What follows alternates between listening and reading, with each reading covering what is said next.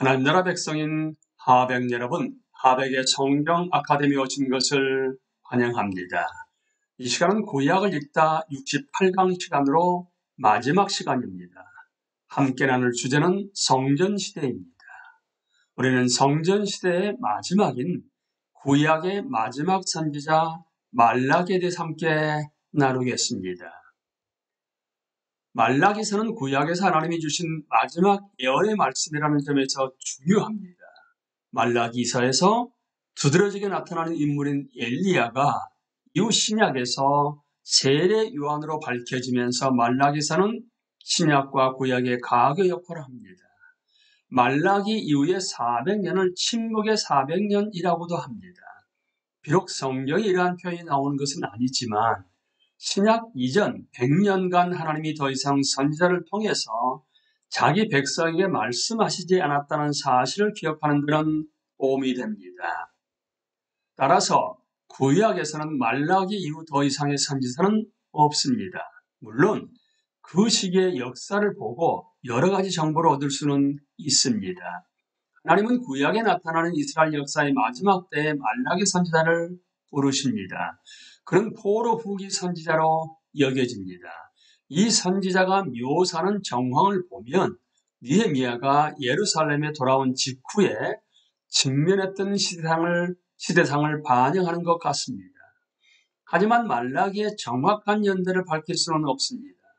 그가 받은 계시를 보면 선지자들이 약속했던 영광스러운 회복은 아직 실현되지 않았음을 알 수 있습니다. 에스라와 느헤미야는 그들이 이방나라 왕의 통치를 받는 노예라는 사실을 뼈저리게 받아들입니다. 그리고 이 마지막 시대에도 하나님의 백성은 여전히 이방의 지배를 받고 있습니다. 다윗의 왕 위에서 통치하실 제사장 왕은 어디에 있는 것인가? 게다가 더욱 심각한 사실은 이스라엘 땅은 비옥한 것이 아니었다는 점입니다. 오히려 비가 내리지 않고 곡식이 열리지 않는 황폐한 곳에 가까웠습니다. 그리고 악한 자들은 더 잘 되는 것 같습니다. 그에 비해 하나님의 백성은 저주 아래 있습니다. 학대와 스가랴가 약속했던 영광스러운 회복은 도무지 어디에 있는 것인가?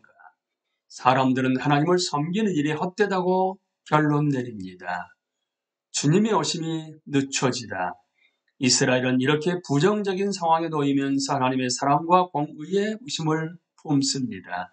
하지만 말라기는 하나님이 야곱을 사랑하셨음을 상기시키며 하나님은 여전히 자기 백성을 사랑하신다고 분명하게 말합니다.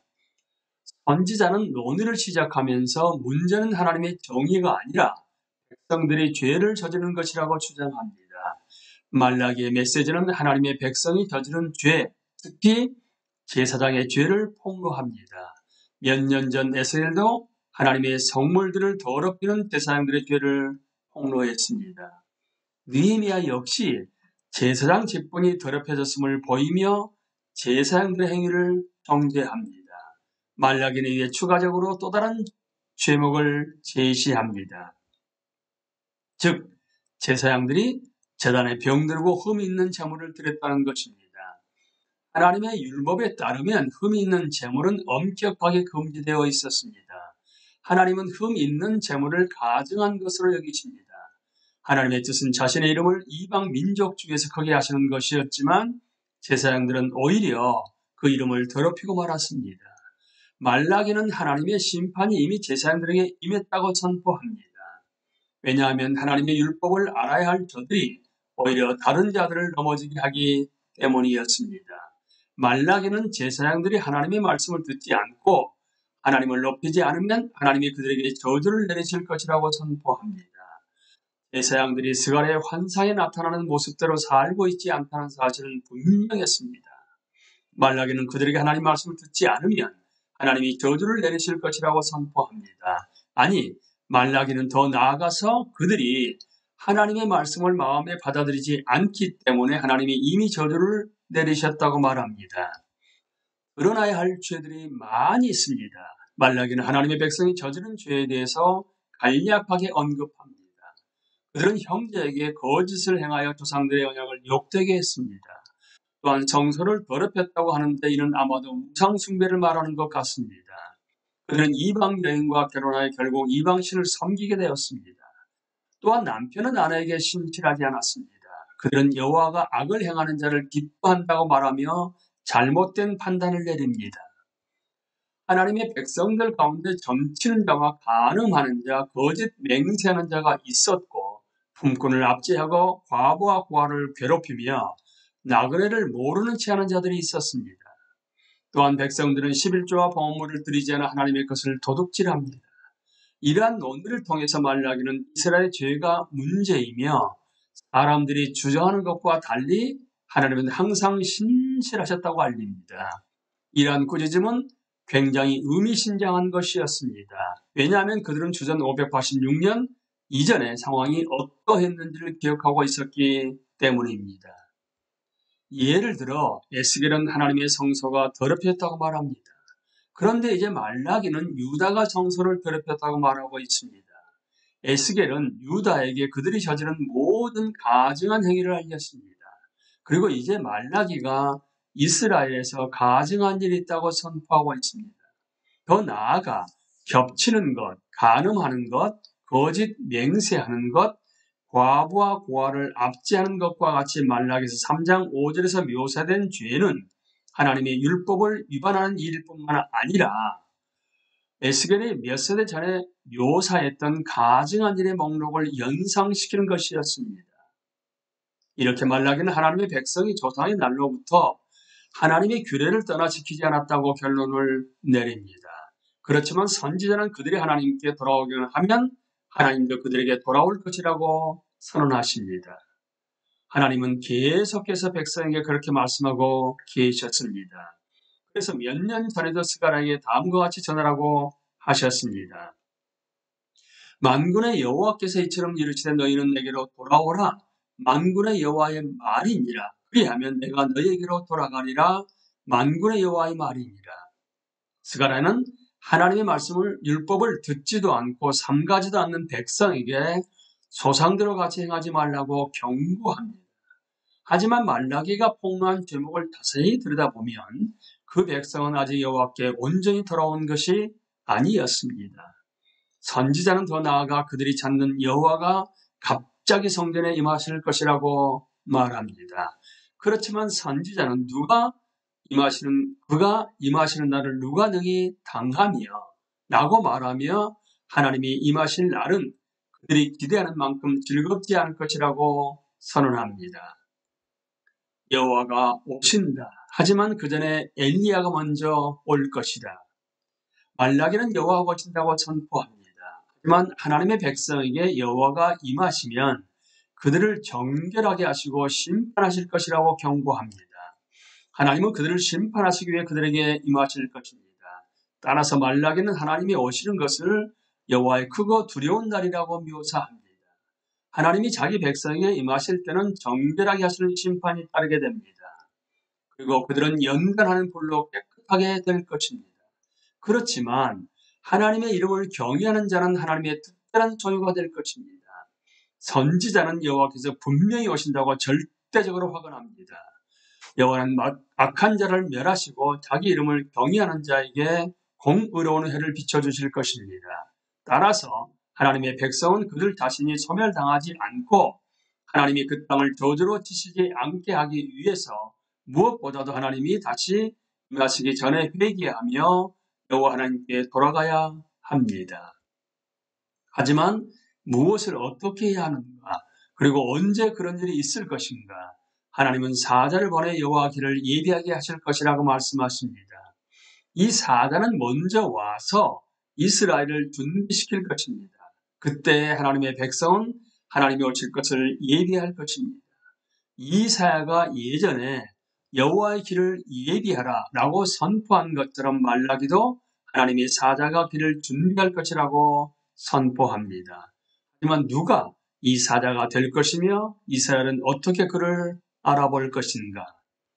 말라기는 앞으로 올 사자를 엘리야 선지자라고 말합니다. 참고로 말라기라는 이름은 나의 사자라는 뜻입니다. 아합 왕과 이세벨의 통치 아래 엄청난 배교가 벌어지던 시절에 북왕국에서 활동했던 엘리야 선지자를 기억하실 것입니다. 당시 엘리야의 사역을 통해서 이스라엘은 회개하여 하나님께 돌아오게 됩니다. 말라기는 하나님이 엘리야와 같은 선지자를 다시 보내실 것이라고 선언합니다. 그리고 그 선지자는 하나님이 임하시기 전에 회개와 회복의 사역을 할 것이라고 합니다. 여호와는 엘리야와 같은 선지자가 아버지의 마음을 자녀에게로 돌이키게 하고 자녀들의 마음을 그들의 아버지에게로 돌이키게 하리라라고 약속하십니다. 이렇게 회개하라는 외침은 이스라엘 역사 내내 선지자들이 부르짖었던 소리 그대로입니다. 선지자들도 계속해서 이스라엘에게 여호와께 돌아가라고 외칩니다. 따라서 앞으로 올 이 엘리야와 같은 인물이 회개하라고 촉구하는 것은 구약의 오랜 예언 전통에 깊이 뿌리내린 것이었습니다. 사실 모든 선지자와 율법에 예언한 것은 요한까지였습니다. 하나님은 직접 영광스럽게 오실 것을 기다리시면서 구약의 마지막 명령을 자기 백성에게 내리십니다. 즉 너희는 내가 호렙에서 온 이스라엘을 위하여 내 종 모세에게 명령한 법, 곧 율례와 법도를 기억하라는 것이었습니다. 하나님의 백성은 하나님이 그들에게 명하신 말씀을 기억해야 했습니다. 그는 창조주 하나님이시며 우상을 숭배하던 아브라함을 불러내셔서 그의 후손을 통해 이 세계를 축복하시겠다고 약속하신 분이셨습니다. 그리고 하나님은 그들을 강한 손으로 애굽에서 구원해 내셨습니다. 하나님은 시내산에서 백성에게 말씀을 주셨고 그들을 이 땅에서 특별한 소유로 삼으셨습니다. 하나님은 목자 다윗을 부르시고 그의 후손으로 영원히 다스리게 하시겠다고 약속하셨습니다.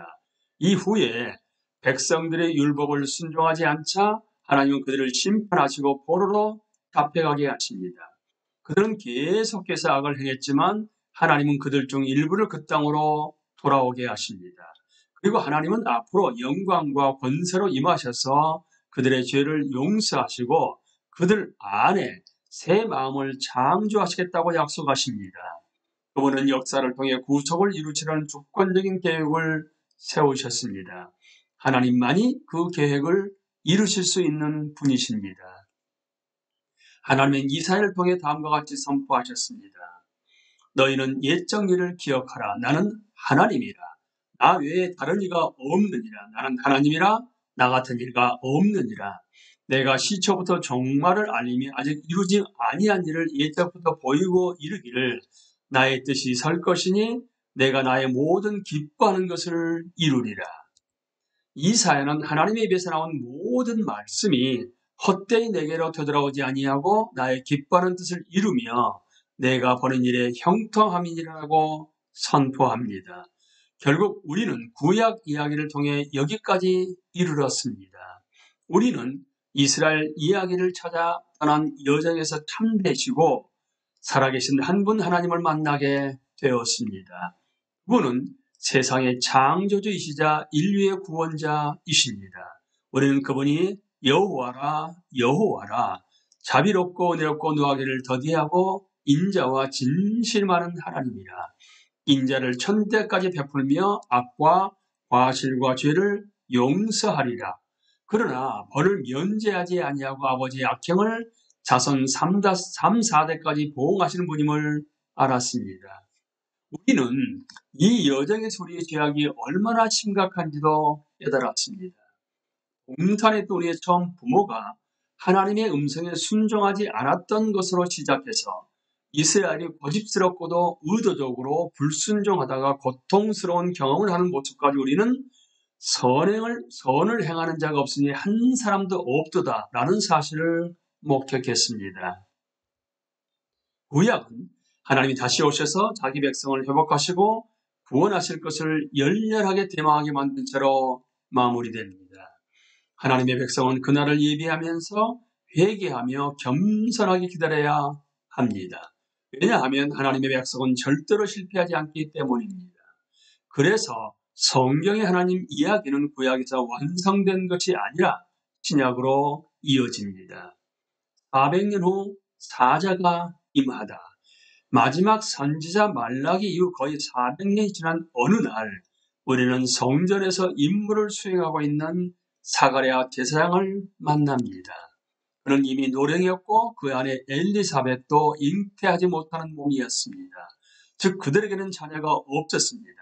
불임이라는 주제는 이제 참 익숙하게 들립니다. 그리고 우리는 창조주 하나님이 놀랍고도 초자연적인 방식으로 역사하셔서 자신이 참으로 일하고 계시다는 사실을 강조하신다는 것도 압니다. 사가랴가 성전에 있을 때의 일입니다. 사람들은 바깥에서 기도하고 있었습니다. 그런데 한 천사가 환상 중에 사가랴에게 나타나 그의 아내가 아들을 낳을 것이라고 말합니다.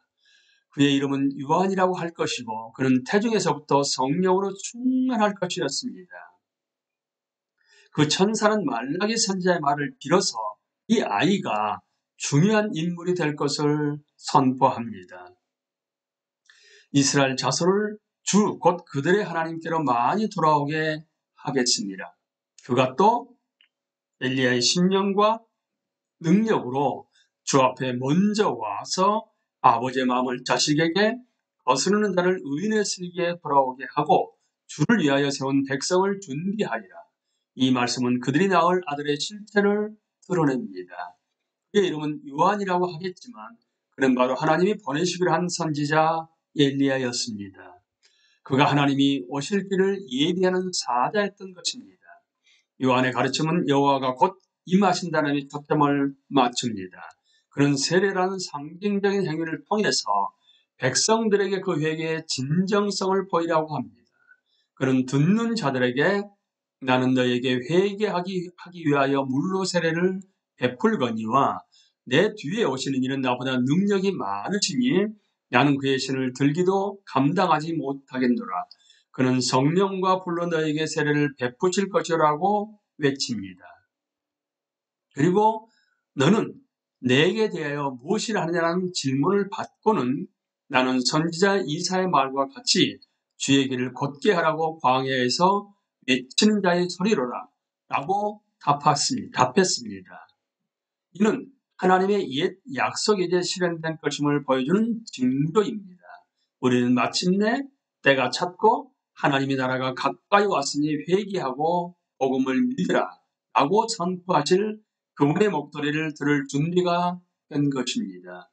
이 역사를 통한 하나님의 구속 계획은 이제 그 절정으로 치달아 갑니다. 하나님은 직접 이 땅에 오셔서 자기 백성을 구원하시고 만물을 회복하실 것입니다. 시온에 따라 볼지어다 겸손하여 나아기를 타신 내 왕이 내게 임하시나니 주 예수여 오소서 오시옵소서. 우리는 이 시간까지 구약에 해당하는 단어인 캐스켓에 대해서 함께 나누었습니다.